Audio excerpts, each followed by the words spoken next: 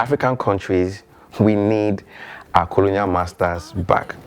What's up, guys? It's your man, Timmy Sinclair. You can call me Tricky T, and you're welcome to the Uncomfortable Truths channel, where we talk about the most uncomfortable truths that affect us as a people, as black people, everywhere in the world. Now, like I just said, African countries, we need our colonial masters back ASAP. And this is a follow-up to the video I made about how Africans cannot develop Africa. I said this in the previous video that we know how Africa was structured, right? Before the coming of our colonial masters. And of course, they set up Western structures and they left. And from when they left till now, the state of Africa is enough to show that sadly, we do not know what we are doing as a continent. Why? You don't even have to ask me why. Look at the continent. The poorest countries are in Africa. The most undeveloped countries are in Africa. We have wars, civil wars upon civil wars. Now, currently in 2025, we have a new wave of coups going around the continent again, you see. And when I sit back and look at all these things, I believe that the problem is because we are operating foreign systems. Listen, this whole thing we talk about, the way countries are structured, Africa was not structured like this prior to our contact with the Caucasians, right? So that simply means that this thing we are doing now, 200 years ago, just 200 years ago, it didn't exist in the continent of Africa. Do you understand what I'm saying? So that means that from what we are seeing now, we don't have what we cannot, like, we don't know how to run these systems. They are foreign to us, guys. They are foreign to us. It's alien to African people, and we can see it every day clearly. Let me give you instances. Now, we have a country like Nigeria. The idea is that we have different ethnic groups, different tribes, and then the goal is that these tribes will come together and build a country. But you find that in institutions, Africans, or let me use my country, Nigerians, we are not able to do that. We function most times based on nepotism, based on our tribe. So that is, I'm in a government position today, and then I need someone to do something for me. Now, rather than get someone that is competent to do it, I'd rather get somebody from my tribe. So for instance, they want to construct a road, and then 4 different people bid for the road, right? And then among the 4 people, somebody from my tribe is there.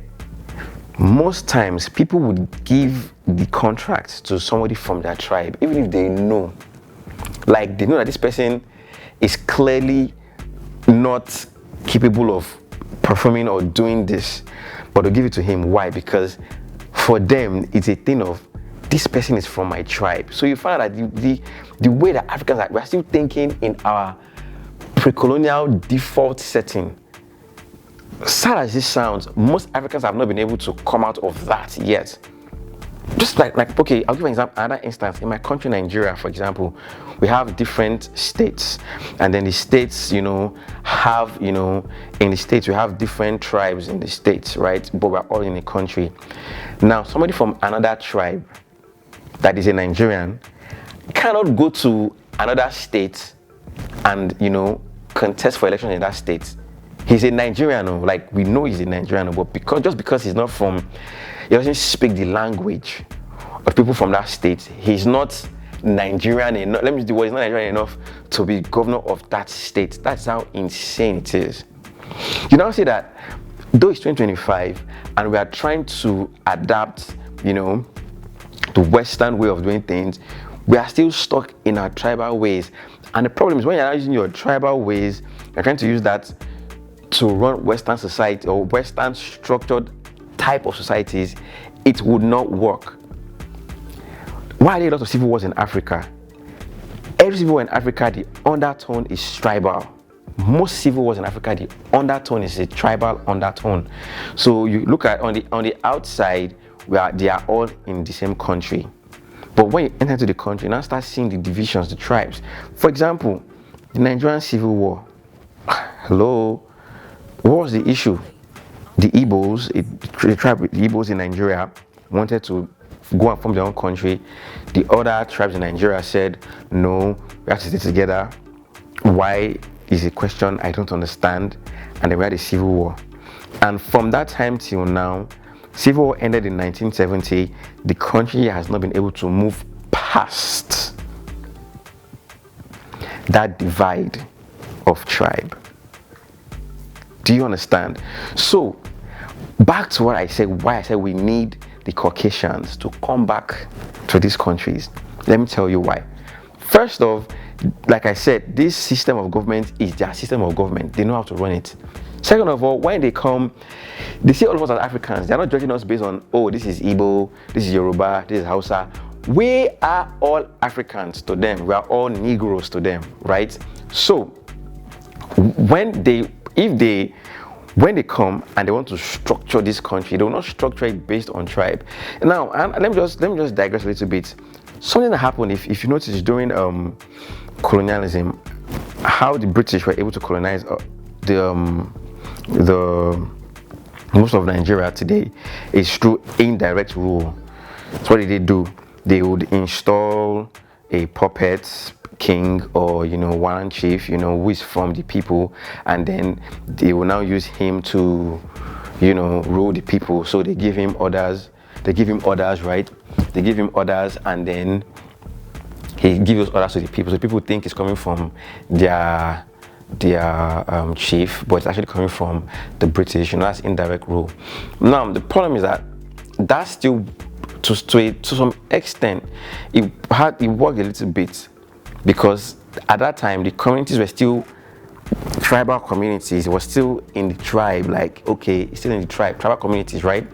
But guy, in today's African countries that we have, it's not a mixture of different tribes. And because these tribes, most of them don't even like themselves, guys. Like, they don't like themselves. We are just in a country together, but deep down inside, there's this resentment. This person is not for my tribe, that person is not for my tribe, he doesn't speak my language, We have that, and then we're not trying to run what's the word I'll use? A multicultural society. It's not working. It is not working. If the colonial masters come back, if the British come back, right guys, and run these countries, I believe that they will do a better job than we Africans, because they do not share our bias towards each other. The way we share it towards each other, they don't share our bias to each other. They don't care if you see you're Igbo or you're Yoruba. Their own is that at the end of the day, you do what you're supposed to do. They see all of us as Africans. Do you understand what I'm saying, guys?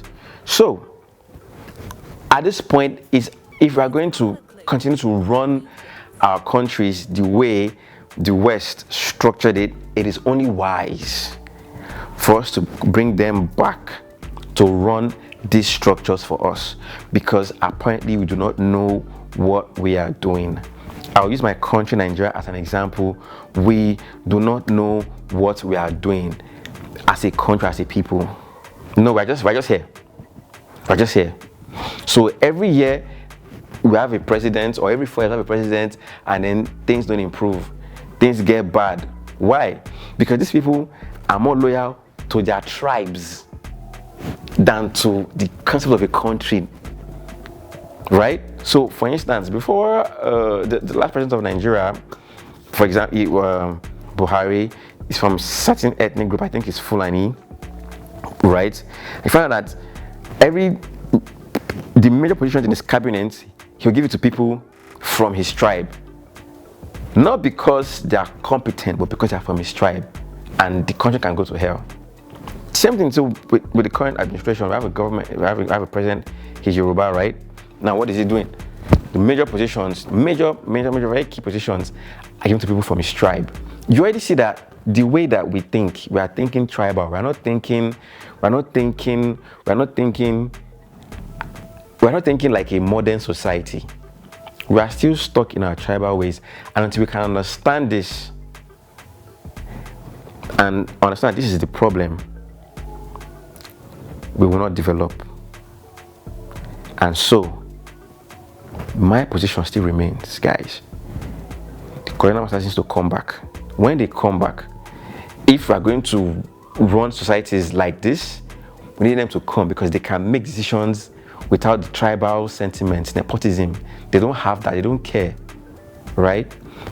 If that is not done, then probably maybe, I don't know, but maybe we have countries that are now formed based on our tribes, even though I doubt if that will work. But if you have countries that are formed based on our tribes, maybe we can now progress as a people. And that is what I think. Anyways, guys, tell me what you think about this in the comment section. Do you think that we need our colonial masters back like I do? I think we need them back. I think they should come back. Let me know what you think in the comment sections, and I'll see you in the next video. Peace out.